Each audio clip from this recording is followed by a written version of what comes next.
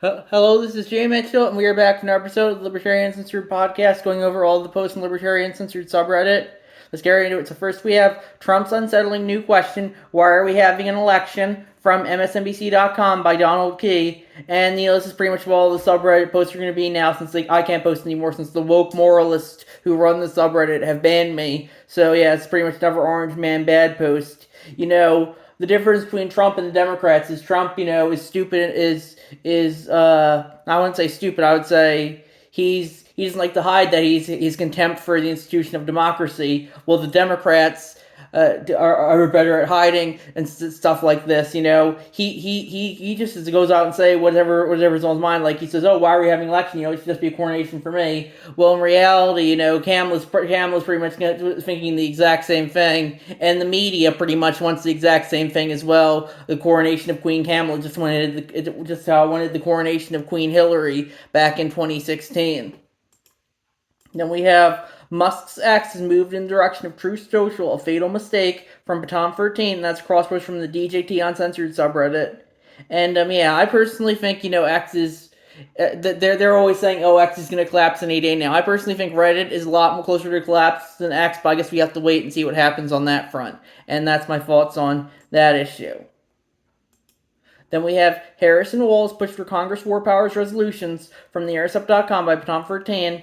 And of course, you have to realize the Intercept is pretty much a DNC outlet at this point. It used to be anti-establishment, like back when Graham Greenwald used to work there. But now he and all his anti-establishment friends have left, and now it's just DNC propaganda. Maybe they pushed for a War Powers resolution once or twice. I don't know. I'm not too familiar with their voting records. But the way this is mentioned, it's just being used as DNC propaganda to say, "Oh, they won't get us into World War III." Well, in reality, I think, they're very much war hawks, even if they want to hide it. And that's my thoughts on that issue. Then we have, if the government breaks it, the government buys it. And that's from Tom 14. That's a YouTube video from Institute for Justice. SWAT team destroyed an innocent woman's home, and grandma's house gets destroyed by SWAT. Will the Supreme Court hear case? And yeah, I would agree that if the government does break something, I do think the government should buy something. The government shouldn't just be storming into your home without consequence. And that's my thoughts about that issue. Then we have an analysis, fact-checking day one of the 2024 Democratic National Convention from Washington Post. And that's from Tom 13. And yeah, I'm glad they're trying to at least present the appearance that they're fact checking both sides. But I think everyone knows at this point that they're not going to hold the Democrats to the same scrutiny that they hold the Republicans. And that's my thoughts on that issue. Then we have calls for Trump's arrest erupt over Logan Act violation after urging Netanyahu to reject peace deal because it could benefit Harris, from DailyBuilder.com by CH Warlocks, and that's crossovers from the Anything Goes News subreddit.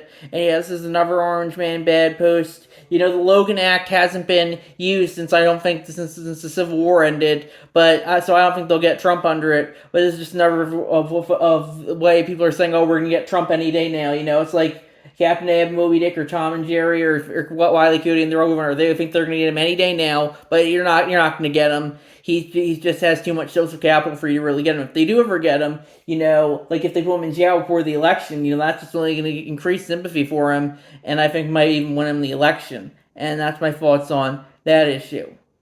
Then we have Nicole Shanahan says RFK Jr. campaign considering joining forces with Trump from Axios.com by CH4Locks.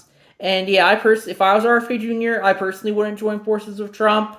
But, if he wants to justify that, I think he should be able to. I hear Trump might make him the head of the CIA, which I would say the better thing would be just getting rid of the CIA entirely. But that's my thoughts there. I personally wouldn't go with Trump, but if he wants to, he should be able to. And yeah. Then we have car companies are sneakily selling your driving data. The consequences we've seen so far are scary, such as insurance companies dropping up rates with no explanation, from PRIG.org by throwaway 146225. And my thoughts on that are, that's not good, but it just goes to show you how everyone probably has access to your data at this point. All the big companies, the government, probably some private actors as well. And that's why, you should probably put at least the least amount of data of yourself available possible. But with that being said, even if you do put in almost none of your data, it still could be gotten by any number of actors, and that's my faults there. Then we have fact checking day 2 of the 2024 Democratic National Convention, and that's an archive link to the Washington Post from Baton 13. And yeah, as I said in the previous fact check, they're not going to hold the Democrats to the same scrutiny they hold the Republicans, and that's my thoughts on that issue. Then we have federal judge strikes down FTC rule banning non-compete agreements from Lemon Line Light, and that's and then self-post statement. They said from the Washington Post, federal judge strikes down FTC rule banning non-compete agreements. A federal judge in Texas on Tuesday struck down the Federal Trade Commission's ban on non-compete agreements, finding that the agency exceeded its authority for a rule that would have avoided contracts that bar workers from moving to rival employers. U.S. District Judge Ada Brown found that the FTC lacked the statutory authority to issue the rule. In reaching her decision, Brown wrote that the FTC's promulgation of the rule is an unlawful agency action, and I would agree with that. I think non-competes go against non-competes, they go very much against freedom of association. So I would agree with her decision to strike them down, and that's my thoughts on that issue. Then we have nothing to see here, just LPNH openly calling for violence against people they don't like from Baton 13. That's crossword from the New Hampshire subreddit, and that's a tweet from LP New Hampshire. Complete and utter hostility to the progressives and leftists in your neighborhood is vital to freeing New Hampshire. Turn your neighbors against them, harass their businesses, attack them online, kick them out of your stores and places of work, and even get them to leave.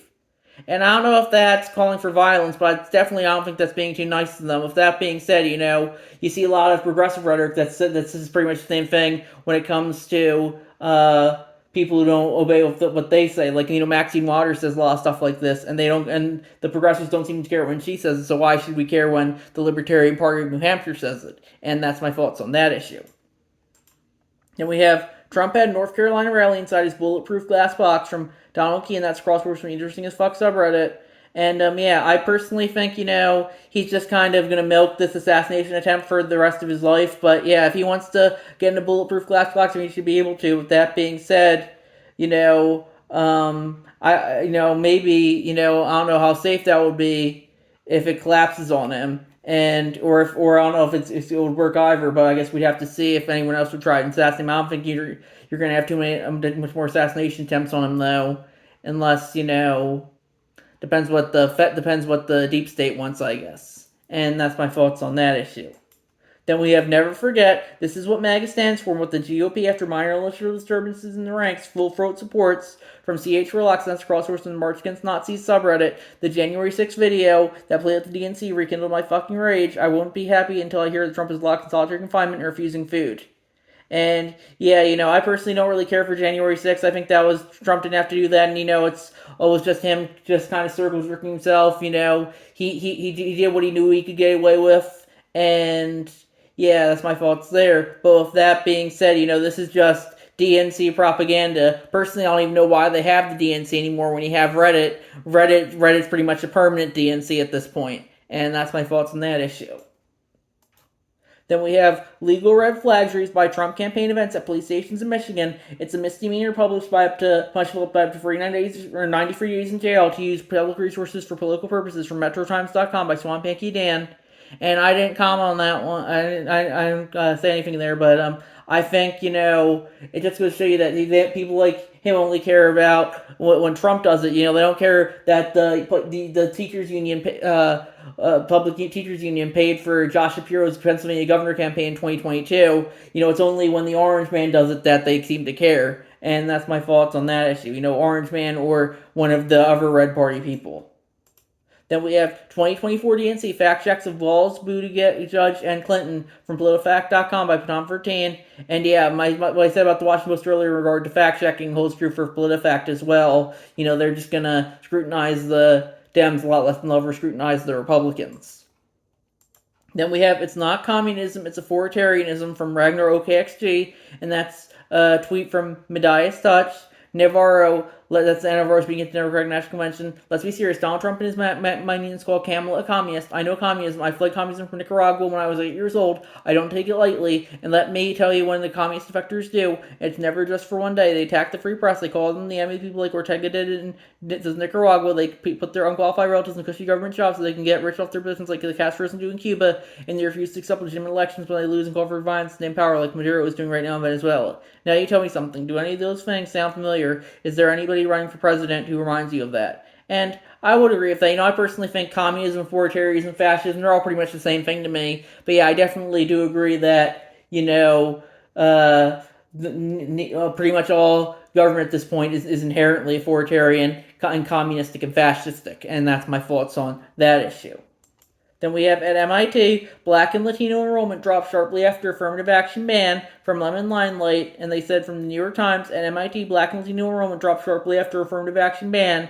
Massachusetts Institute of Technology's incoming class of 2028 saw a precipitous drop-off in the percentage of Black, Hispanic, Native American, and Pacific Islander students. The university announced on Wednesday it is MIT's first undergraduate class to be made since the U.S. Supreme Court's decision last year banning affirmative action. For the incoming class of 2028, about 16% of students are Black, Hispanic, Native American, and Pacific Islander, compared and based on about 25% of undergraduate students in recent years, the announcement said. The comparison to the class 2027 was also dramatic. The percentage of Black students enrolled dropped to 5% from 15%, and the percentage of Hispanic and Latino students dropped to 11% from 16%, while students made up 37% of the new class, compared to 38% last year. On the other hand, the percentage of Asian American students in the class jumped to 47% from 40%. The percentages do not up to 100, according to MIT, because students could declare more than one race. The contrast between the enrollment decline in MIT Black and Hispanic students and the rise in the Asian American students consistent with the evidence of the two lawsuits in Harvard and the University of North Carolina brought by students for admissions. The lawsuit agreed that Black students who on average scored lower on standardized tests like the SAT were being given a significant boost, while Asian students were being penalized.